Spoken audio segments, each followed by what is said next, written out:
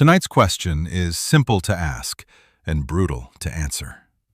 What makes a great ruler?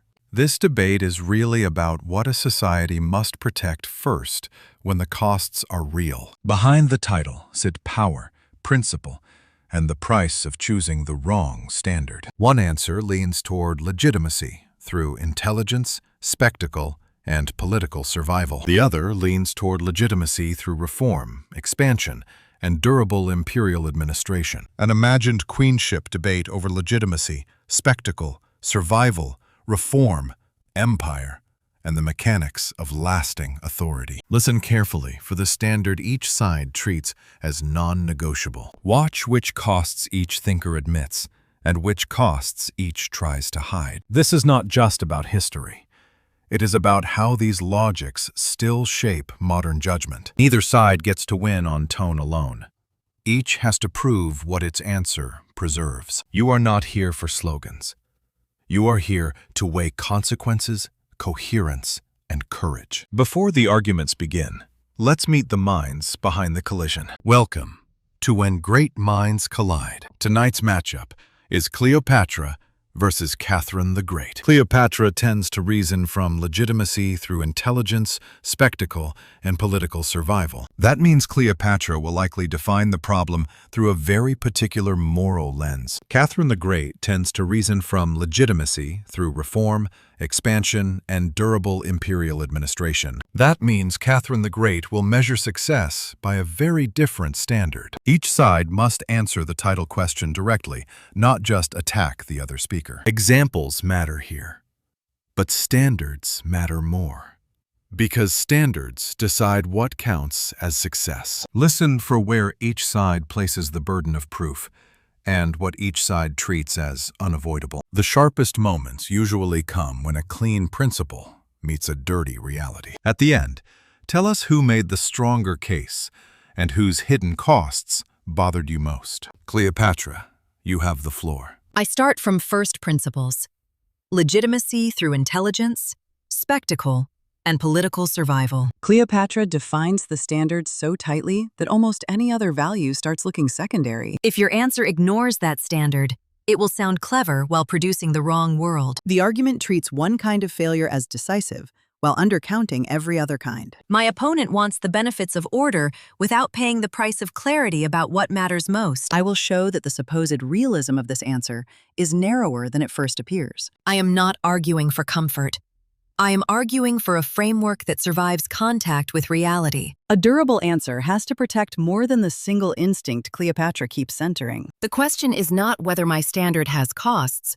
Every serious standard has costs. Once we widen the frame, the opening case looks less complete than advertised. The real question is whether the alternative hides even larger costs behind noble language. That opening sounds strong, but it hides what people would be forced to live under. My answer begins elsewhere.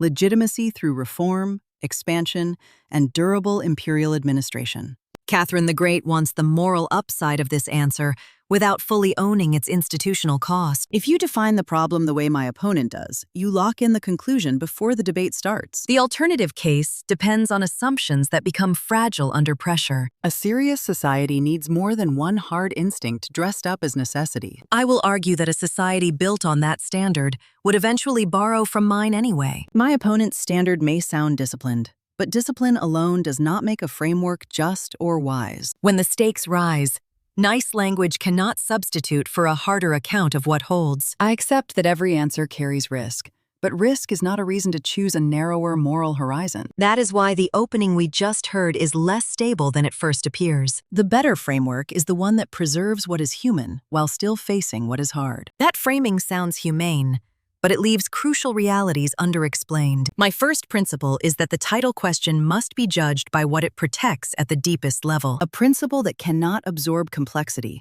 becomes a weapon against the very people it claims to protect. If we start with the wrong principle, every later compromise becomes a rationalization. Cleopatra presents clarity as a virtue, even when that clarity strips away needed nuance. Catherine the Great is asking you to trust outcomes while remaining vague about the anchor beneath them. The better starting point is the one that admits plural goods instead of flattening them. The foundation matters, Because institutions take the shape of the values they are built to serve. So I reject the false choice that only one hard instinct can organize public life. So the burden is on my opponent to explain why my central standard should be displaced. A better principle is one that survives not only theory, but real human variety. Without that answer, the alternative remains rhetorically attractive but structurally thin. My opponent keeps calling this a question of first principles. But first principles still need humane application. History is never just a scoreboard. It is an argument about interpretation, causation, and what we decide to count. Institutions fail in patterned ways, and those patterns are easier to see from my side of the question. Cleopatra treats difficult outcomes as proof of my side's weakness, while treating failures on that side as unfortunate necessities. My opponent cites exceptions, but exceptions do not erase the larger shape of the record. That is not neutral reasoning. It is selective emphasis disguised as inevitability. What matters is not one anecdote, but the recurring consequence of choosing the wrong priority. If we read the record with fuller attention, we find that my standard protects goods the other side undervalues. When outcomes are measured seriously, my framework explains more with fewer evasions. The evidence gets clearer when we ask who paid the price for supposedly necessary victories. So the historical burden still falls harder on the side trying to replace my standard. So history does not rescue my opponent. It complicates the story in my favor. History gives my side more than abstract elegance.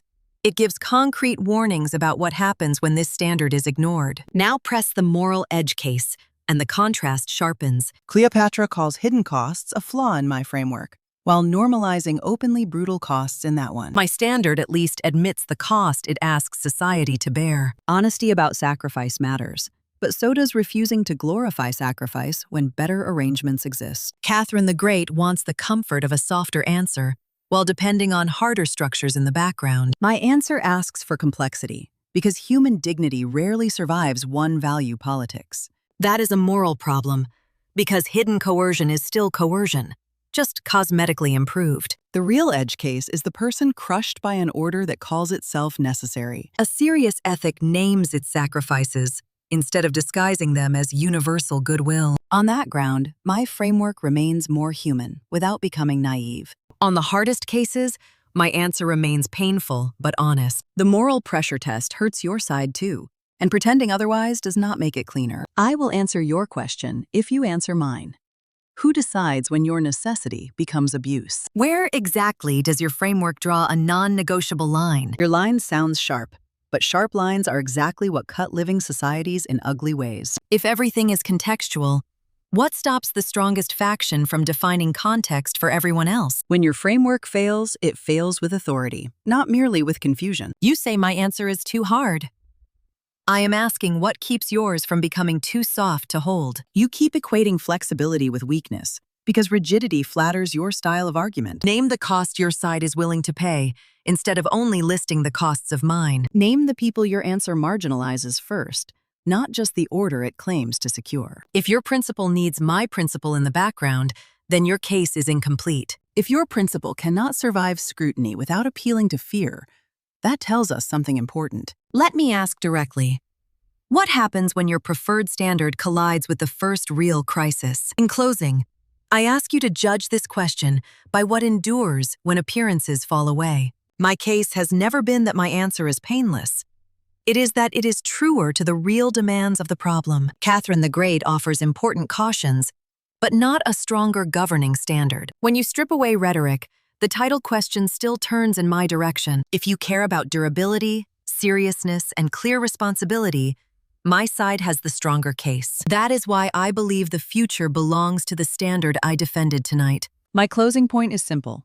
A framework is not wise merely because it sounds stern or inevitable. I have argued for a fuller account of what human beings, institutions, and societies actually require. Cleopatra identifies real dangers, but responds to them with a narrower horizon than the problem deserves. The better answer is the one that protects what is human while still facing what is hard. If you listened for hidden costs as carefully as declared virtues, my side should trouble you less. That is why I believe the stronger answer to this question stands with me. So we return to the question, what makes a great ruler? Cleopatra made the strongest case when the debate turned toward legitimacy through intelligence, spectacle, and political survival. Catherine the Great looked strongest when the debate turned toward legitimacy through reform, expansion, and durable imperial administration. What remains unresolved is the trade-off each answer asks you to accept. That is why this debate still matters far beyond the lives of these two thinkers. Modern institutions still inherit versions of both instincts,